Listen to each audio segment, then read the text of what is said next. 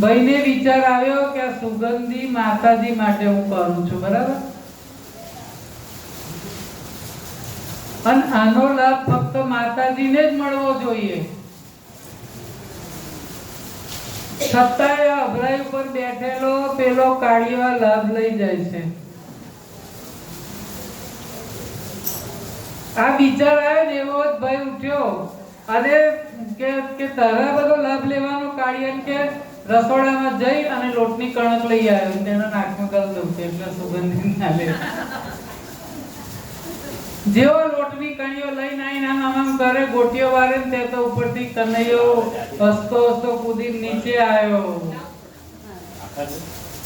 કેમ આટલા વખતથી તારી સેવા કરતો તો તારે રાજી ના થયો? આજે પેલી લોટની કણીઓ જોઈને બી ગયો? તારે કે ખરેખર આજે તે મને મારામાં તે ચેતનતા જોઈ. તને એમ થયું કે માતાની સુગંધી એના માટે કરતો પેલો ઉપર બેઠો બેઠો લઈ જાય. અત્યાર સુધી તું મને પથ્થરની મૂર્તિ માનતો હતો. એટલા માટે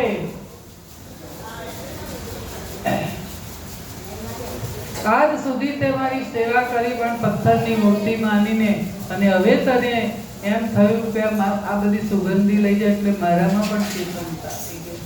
હું તો બેઠો જ છું, તને નથી દેખાતું કે ભાવના પ્રગટ દેખાય હૈયાના ચોકમાં, જ્યાંથી પ્રભુની થાય હૈયાના ચોકમાં.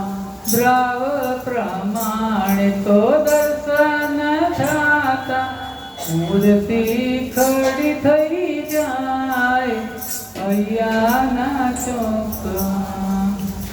ભગવાને આ ખુલાસો કર્યો ને ત્યારે એને ભૂલ સમજાઈ ગઈ. તો ભગવાન શ્રી કૃષ્ણની ઉપાસક એવા કર્માબાઈનો જન્મ રાજસ્થાનના નાગોર જિલ્લાના કાલવામાં જાટ ખેડૂત જીવનરામ ડોડીને ઘેર થયો 1615માં.